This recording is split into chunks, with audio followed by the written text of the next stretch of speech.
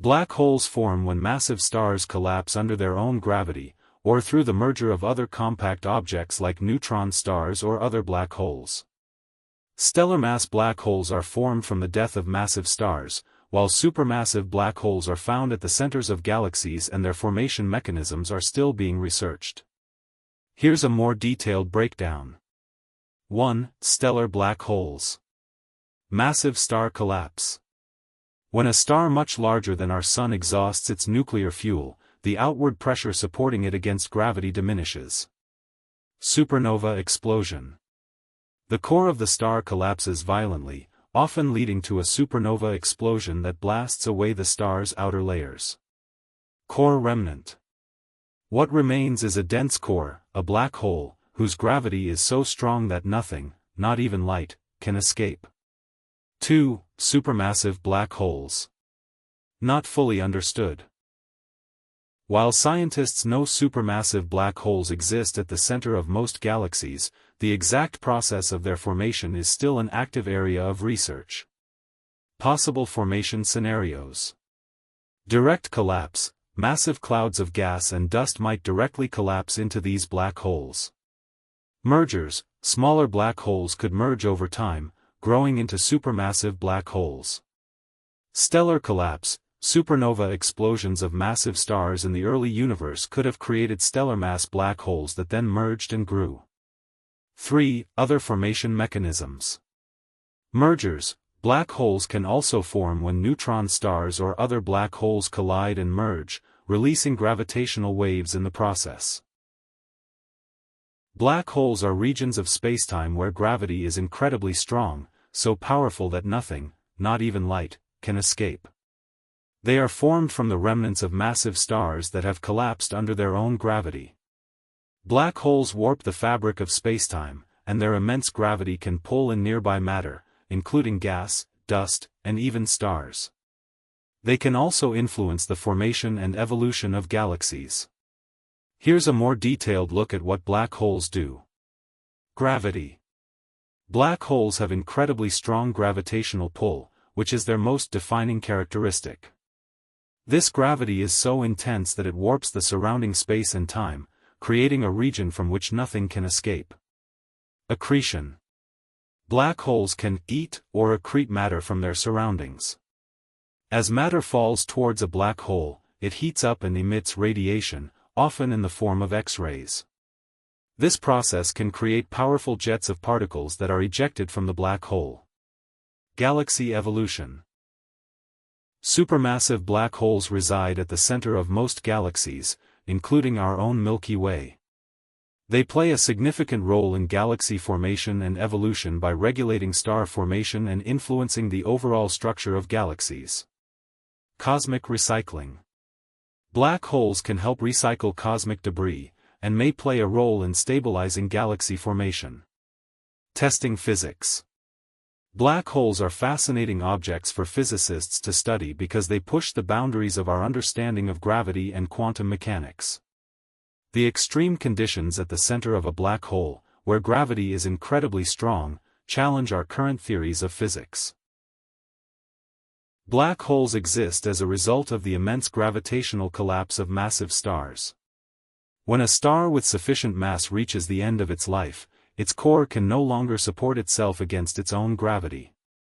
This leads to a runaway collapse, where the core compresses into an infinitely small and dense point called a singularity, surrounded by a region of spacetime called the event horizon, where gravity is so strong that nothing, not even light, can escape. Here's a more detailed explanation. 1. Stellar collapse. Stars, like our Sun, are fueled by nuclear fusion in their cores, which creates outward pressure that balances the inward pull of gravity. When a star exhausts its nuclear fuel, this outward pressure weakens, and gravity begins to dominate. If the star is massive enough, more than about 20 times the mass of our Sun, its core will continue to collapse under its own gravity. This collapse can lead to a supernova explosion, where the outer layers of the star are ejected into space. However, if the remaining core is massive enough, it will collapse further, forming a black hole. 2. Formation of the singularity and event horizon. As the core collapses, it compresses into an incredibly small volume, potentially even a single point, called a singularity. The singularity is surrounded by the event horizon, a boundary in spacetime where the gravitational pull becomes so intense that nothing can escape, not even light. Once an object crosses the event horizon, it is trapped within the black hole and cannot return. 3. Supermassive black holes. While stellar mass black holes form from the collapse of massive stars, supermassive black holes reside at the centers of most galaxies. Their formation is not fully understood, but they are thought to have grown over billions of years by accreting surrounding matter and merging with other black holes. 4. Evidence of black holes. Black holes are invisible, but their presence can be inferred from their gravitational effects on surrounding matter. Astronomers observe stars and gas orbiting these invisible objects at high speeds, indicating the presence of a massive, compact object. Gravitational waves, ripples in spacetime, are also produced when black holes merge, providing another way to detect them. Black holes can die, but it takes an incredibly long time. They don't die in the way that stars do, but rather through a process called Hawking radiation, where they slowly evaporate and lose mass over vast cosmic timescales. This process is extremely slow for large black holes, making their eventual demise practically irrelevant in the current age of the universe. Here's a more detailed explanation. Hawking radiation. Stephen Hawking theorized that black holes emit radiation due to quantum effects near the event horizon, the boundary beyond which nothing can escape. Particle pair creation. Virtual particle-antiparticle pairs constantly pop into existence near the event horizon. One particle can fall into the black hole while the other escapes, effectively carrying away energy from the black hole. Gradual evaporation. This process of emitting particles, known as Hawking radiation, causes the black hole to lose mass and energy over time, leading to its eventual evaporation. Time scales. For stellar mass black holes, the evaporation time is incredibly long, far exceeding the current age of the universe. Supermassive black holes at the center of galaxies evaporate even slower. Not a sudden death. The evaporation process is not a sudden event, but rather a gradual fading away. However, in the very last moments, the black hole may emit a final burst of energy and radiation as it shrinks to a tiny size. Black hole remnants. Some theories suggest that black holes might not completely disappear, but rather leave behind a very dense remnant, potentially playing a role in dark matter. Black holes, despite their name, do not last forever. They are theorized to evaporate over extremely long timescales through a process called Hawking radiation. This process is incredibly slow, and even a stellar mass black hole, around the mass of our Sun, would take roughly 10 to the power of 67 years to evaporate.